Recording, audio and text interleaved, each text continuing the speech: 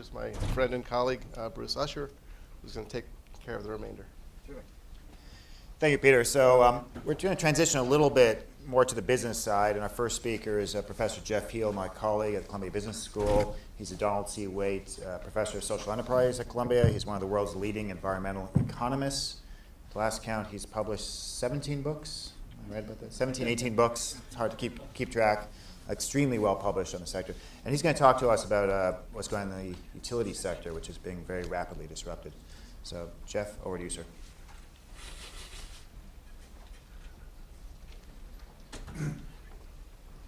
Thanks, Bruce.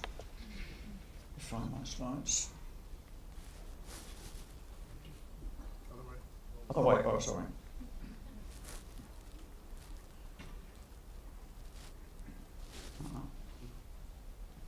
That's right.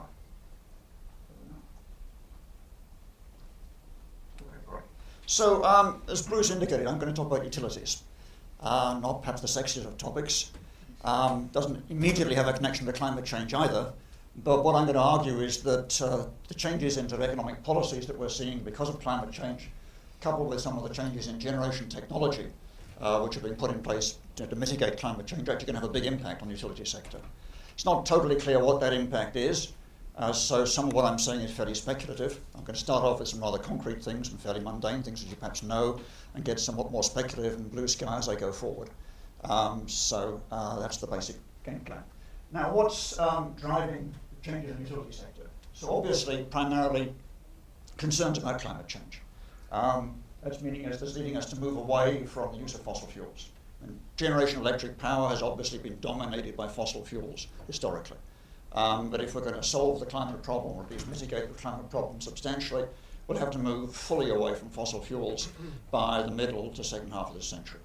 So that's a radical transformation of power generation, and it's quite challenging in a number of ways. That means that new technologies, and there's two key features of those new technologies which are really quite important in terms of understanding the utility business model. One is distributed generation, and obviously solar power. Solar power is something which is scalable. If you're building a nuclear power station or building a coal-fired power station, it has to be big. You can't, there are important economies of scale there. Solar power can operate at pretty much any scale. You can have household level solar power, you can have commercial enterprise solar power, you can have utility scale solar power. And the costs, there's not a huge cost disadvantage to being small. There's a small cost disadvantage, not a huge one, to being very small. So we're seeing an increasing growth of distributed solar generation, generation on the customer site, behind the meter, off the grid. And so that's actually going to have some implications for the way utilities operate. Second key feature, of course, of both solar and wind, which are the principal non-fossil energy sources at the moment, is that they're both highly intermittent. The output is variable on quite a short time scale, and that makes them relatively difficult to integrate into a grid. So these are the sources of the problems that utilities are going to be facing in the next few decades. So the challenges that I see the utilities are facing are, I've summarized under the heading of decoupling, which is the phrase that is used to describe the changing incentives utilities face, so they don't actually make more money by selling more electricity, they make more money by selling less electricity. Intermittency, which I just mentioned, the growth of behind the meter solar, which I just talked about, and then finally something which I'll spend a bit of time towards the end, which is the growth of really large-scale electricity storage. At the moment, it's very expensive and very difficult to store electricity on any meaningful scale. There's a huge amount of technological R&D going on, and the emergence of the capacity to store electricity on a big scale at the grid level. And I'm going to suggest that that could actually radically transform the entire power market by sometime within the next few decades. Okay, so let's look at these. Decoupling. So, as I just indicated right now, currently utilities make money by selling power. The more power they sell, the more fossil fuels they use. The more fossil fuels they use, the more the climate changes. So that's not a very good model for us. We'd like to have a situation where utilities actually get remunerated by selling less power and encouraging people to be energy efficient and cut back on power use. Some states have actually done that. California famously has introduced a measure for decoupling utility remuneration from the sale of electric power. It's not a totally satisfactory framework, and other states are thinking about this. but this is something which I think is going to happen in a quite widespread fashion. But many regulation of utilities, incidentally, for those of you who are not into this field, is at a state level, not at the federal level. So the utility regulations vary quite considerably from state to state here in the US. So I see California has done this. Other states are thinking about it. Some have put a mild version of California's policies into place. What California has done is really offer a guarantee a rate of return. And so basically, if the utility sells less electricity, these prices will ex post be increased in order to guarantee the achievement of a target rate of return. It's a very simple way of describing what's happening there. But the key thing here is to try to cut the link between profitability and the sale specifically of fossil fuel-based power. And obviously there are going to be more attempts at doing this over time. So let me talk now about renewables and the intermittency of renewables. So this just shows you the variability of wind output. And it's quite dramatic. So you've got a situation where the output of wind farm can swing from 200 megawatts to 1,500 megawatts and back down to 200 megawatts in a very short period of time.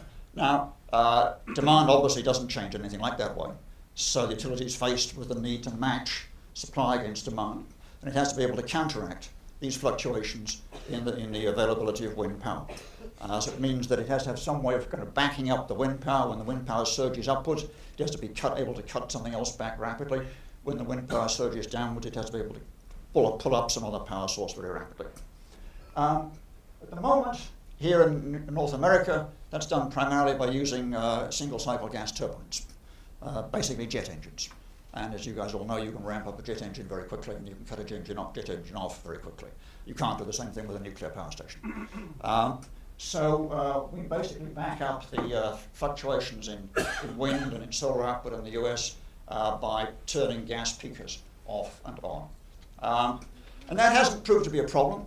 It hasn't proved to be an additional cost because most utilities have lots of gas peakers anyway, and they use them for meeting peak demand in the summer or whenever the peak demand occurs, and they're idle for much of the year anyway, so being able to use them for this is actually in some ways even a plus. In Northern Europe, the story is slightly different. North Germany, Denmark famously have very large-scale penetration of wind power, 30-40%. What happens when the wind dies down there is that they import hydropower from Norway. Then hydropower can be cycled on and off very quickly. Norway has an enormous amount of hydropower, much more than it uses domestically. It exports it into the rest of Europe. Its grid is very well integrated into the European grid. So it's possible for the Germans or the Danes, if the wind drops, just to basically pull in power from Norway and then switch that link off when the wind comes back up again. So far, the problem of the backing up intermittent renewables has just not been a problem. But that could change, obviously. If we really want to phase out fossil fuels, in particular here in North America, we won't be able to use gas in order to back up intermittent renewables. We have to find some other way of backing up intermittent renewables. We don't have the same hydro capacity as Norway does. Our use of hydro is pretty much maxed out in the US. We could import a certain amount more hydro from Canada, but again, it's not a huge resource there. So we need to find some other way of backing up these intermittent renewables which doesn't involve generating greenhouse gases. And that's where energy storage is making an appearance, obviously. An obvious way to just go back a little bit, an obvious way to deal with something like this is to cut the peaks and fill in the troughs by storing energy. Store energy at the peaks, put it into inventory, and then pull it out of the troughs. And that's the model that's beginning to emerge. So California, which again is very much was a leader for good and for bad in some ways in the area of energy regulation, is requiring utilities to install large batteries, grid-scale batteries with a capacity to store hundreds of megawatt hours. These are proving to be very expensive at the moment. Grid-scale batteries are costing somewhere in the range of $200 to $400 a kilowatt hour. So having a significant battery capacity means you're spending $50 to $100 million in storage capacity. That's expected to come down. There's a lot of technological development going on in the energy storage field right now. For a course that I ran recently, a couple of the ex-students are over there. I actually profiled something like 10 or 12 different energy storage startup companies, all trying to come up with different ways of storing energy to tackle precisely this problem. But for the moment, the The preferred emerging technology for large-scale storage is what are called redox flow batteries, reduction oxidation flow batteries. And guys who are making those claim they'll be able to sell them for about $100 a kilowatt hour, which is a significant reduction from the present levels. And in general, incidentally, the cost of energy storage has come down massively in the last decade or so. And Mr. Musk and his Tesla company are paying something like $190 a kilowatt hour for the batteries that they buy for their Model S cars. A couple of years ago, that would have been costing them $500 a kilowatt hour. And a decade or so ago, that could have been costing $1,000 a kilowatt hour.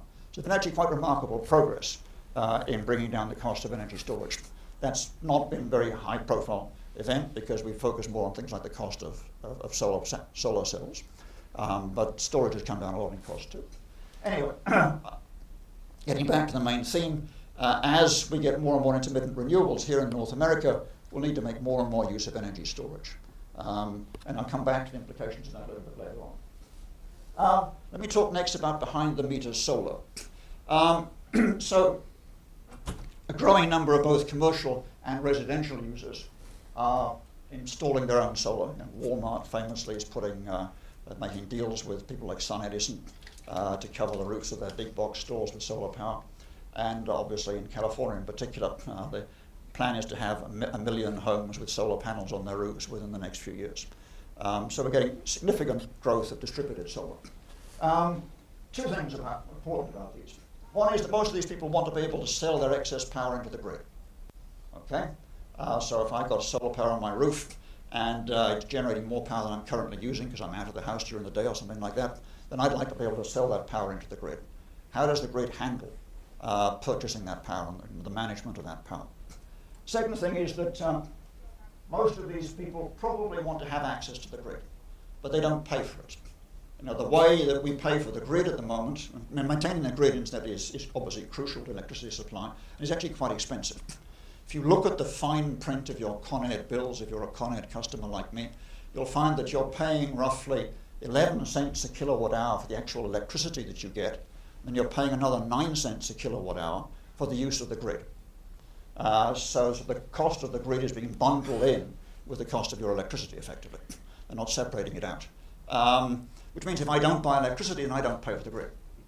So if I have solar panels on my roof, and I go sort of effectively off grid, I'm no longer making any contribution to the cost of the grid, even though I may be relying on the grid as a backup. So I mean, being connected to the grid, even if you're self-sufficient in solar power, being connected to the grid can have some advantages. It provides you with insurance in case your power goes down. It provides you with a sort of an option value, if you like. If you're connected to the grid, it gives you the ability to buy power at a certain price if and only if you want to do so, which is obviously a classic financial option. So there's some value to being connected to the grid, and most people who are going significantly off the grid still want to be connected to the grid. But as you see more and more people going off the grid, then the contributions to the cost of the grid are falling. And many utilities are now finding that they don't have enough money coming in to manage the cost of the grid because of the growth of distributed use like this. So the challenge that they face here is really one of finding a way of pricing access to the grid. So there are two things that I think utilities need to do here. One is to, and let me go back to this first point here, they want to sell excess power into the grid. Now this brings up the famous issue of net metering, of course. In many utility districts, though not all, the owners of solar power, behind-the-meter solar power, have the right to sell that power back into the grid at the same price as they buy power from the grid. So they have the right to sell power into the grid at the retail price. I just remind you, the retail price of power in the US is typically somewhere around about 15, 16 cents a kilowatt hour. The wholesale price at which utilities buy power is much, much lower than that, obviously. It's around about 4, 5, 6, 7 cents a kilowatt hour, depending on time of year and time of day and stuff like that. So the utilities are being forced through this to pay what amounts to an outrageous price for the power that they're buying from these off-grid operators. And that's a major source of stress for them, financials. And not only are they not getting money coming in, they're not getting contributions to the grid coming in, but they're paying sometimes 3 times the spot market price for power that they didn't particularly want under the system. And that's clearly a big issue. Now, from an economic perspective, which isn't always the primary consideration, unfortunately, but anyway, from an economic perspective, the rational thing to do is to pay these people who've got surplus power the spot market price. I mean, the localized spot market price, what we call the local marginal price. Prices within a grid can vary quite a lot regionally. So rationally, we would see a movement away from the current generation of net metering to a situation where you've got people being paid the sort of the local marginal cost of power generation. But that would be, that's politically contentious, unfortunately. A lot of people have invested a considerable amount of money in solar systems on the assumption that they can sell power back into the grid at what they would pay for power from the grid, and they're unhappy when they see this plank move from underneath them. So that's proving contentious. Again, the other thing that I think is going to be a necessary part of the changes in the utility business model is the utilities have to find some way of pricing access to the grid, which is not bundled up together with the cost of electric power. So if you've got a commercial or a residential operator who is using basically their own solar power but wants to remain connected to the grid and occasionally use the grid, you have to find a way of charging them for that connection, which isn't a function of the amount of power that they use, because they may use very little power, which means a different model for charging for the services of utilities, breaking out the price of connectivity separately from the price of power. And having that probably be a fixed charge, a monthly fixed charge or a quarterly fixed charge, rather than something which is added on to the electricity costs. So there's some charge changes in the business model there. Let me talk finally about large-scale storage. Now, electricity is one of the very few commodities that can't be stored, at least not currently, not on a large scale. It's a well-known factor of electrical engineering that in the grid you have to match the production of electricity to the consumption of electricity on a second-by-second basis. And there's a lot of the complexities of a modern grid to do with that. And that's why the intermittency, of course, is quite challenging. One of the things that can happen in the next few years is that we will see the growth of large-scale storage. The present model is something like this. You've got generators who sell through the transmission and distribution system directly to consumers. And as I said, the transmission distribution system is designed to match these things up instantaneously. Large-scale grid storage can really change this quite radically. So this is what I think we may see in the future. If grid storage becomes sufficiently cheap, you will have generators producing power whenever they can, whenever it's convenient. They sell into inventory, much the same way as everybody else who produces a product sells into inventory. And then you and I as consumers will buy out of inventory. And that will break the link between consumption and production. They don't have to match each other on a second-by-second basis. And that actually will be quite a radical transformation of the system for producing and distributing electric power. Presumably the inventories will be managed by utilities, although that's not absolutely necessary. The implications of this, as I said, are quite far-reaching. It means we'll no longer have the whole concept of baseload power, which is one of the basic concepts of power electricity management, will go. We'll no longer need to have baseload power because you'll have an inventory of power. You'll no longer need peaking plants because, again, you'll have power in storage. That will actually be very good for efficient use of generating capacity because I always like to emphasize that 20% of US generating capacity is used for less than 100 hours a year. That's a truly shocking fact. I repeat it, 20% of generating capacity used for less than 100 hours a year. So you've got billions and billions of dollars of generating capacity sitting there doing nothing for most of the year. Why is that? Because we've got massive peaks in the demand system. As here in August in the afternoons in New York.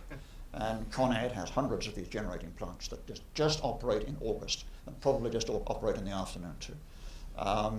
Anyway, so if you have a good system of storage, you'll actually be able to avoid a lot of that peaking. So it should actually be good for the efficiency of the system and the efficiency of the use of capital equipment over a long time. I've been told several minutes ago that I've run out of time, so I'll stop it at that point.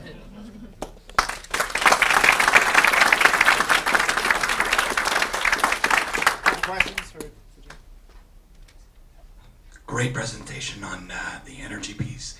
With your indulgence, I wanted to ask about some other work that you've done, specifically around regulation and discount rates. Oh, yeah. Because I think that may actually be a greater driver of change than even what's going on in the energy sector. So what exactly what you wanted me to talk about. I mean, the appropriate discount rate? Sure. So the paper you wrote with Arrow and Nordhaus. All right, okay. In the context of climate change, long time horizons are obviously appropriate. And everybody who's been talking about climate today has been talking about horizons of 2100 and beyond. The issue which is important here, and it's actually a very complicated one, very controversial one in a lot of ways, is if you apply normal commercial discount rates over the period from now to the end of the century, basically everything that happens beyond about 2030, 2040 just doesn't matter. And if you discount at 6, 7, 8, 9, 10%, then things become essentially unimportant more than 25, 30 years ahead. And so in particular, if you value the costs of climate change, take the present discounted value of the costs of climate change at a standard commercial discount rate, they're essentially a zero. Because they all happen at least 30, 40 years from now, or most of them happen 30, 40 years from now, and that just doesn't get any weight with a standard commercial discount rate. So if you do a cost-benefit analysis, all the costs of mitigating climate change are up front. They occur now, so they get significant weight in a present discounted value analysis. But the benefits all way into the future, and they get almost no weight in a PDV analysis. So the cost-benefit analysis tells you don't do anything. Now that's obviously intuitively wrong. And the question is, how do you what's the analytical framework for thinking about that? The most obvious answer is that we need to use a different type of discount rate on these very long time horizons. And quite possibly, I didn't got a lot of time to go into this, I could teach a whole course on it. But one of the relevant issues here is that you need to think about discount rates which are not constant, but which actually decline over time. There is actually quite an intellectually coherent case for using a discount rate which might be 6 or 7% for things that are in the next decade or so, and much, much lower for things that are a long way ahead. That's basically the guts of it. Sebastian Vanderziel from Constant Capital. The question we have in our firm is where prices go in the utility sector for electricity. And our paper in 2015 said there's a good chance that we're in a third epoch of significant price of electricity coming down. Really, we're at the mercy of storage now. Yeah. As that comes down, that's the cap. No one can produce above that. Exactly, that's right. Part of the paper I didn't really get to because I ran out of time. I was going to talk a little bit about what's happened to European utilities. I don't know how many of you guys follow what's happened to E.ON and RWE and Vattenfall and people like that, which are the big European utilities, sort of big integrated, vertically integrated utilities in Europe. All of whom now their share prices have crashed massively. They've gone through huge restructurings and so on in the last 5 or 6 years, basically. What's happened there is that with the growth of renewables, key feature of renewables is that their marginal cost is essentially zero. So if I'm running a wind farm or a solar farm and I want to bid aggressively for business, I can bid at really low prices because my operating costs are zero. And I can still make positive cash flow down at 2, 3, 4 cents a kilowatt hour. So what's happened in the German market in particular is these guys have been bidding in power at really low prices in order to grab market share. And they've set spot market prices which are so low they don't cover the operating costs of the fossil fuel power plants and the nuclear power plants. And we've seen some of that here in New York, actually, because there's some of the problems with the upstate nuclear power plants were coming directly from that, right? And so that's one of the principal, and there's several reasons why the German utilities are having problems. The other one, obviously, is the German government's policy of phasing out nuclear reactors. But quite apart from that, they'd be having problems because of the drop in spot market prices and the fact they're so long on fossil fuel generation.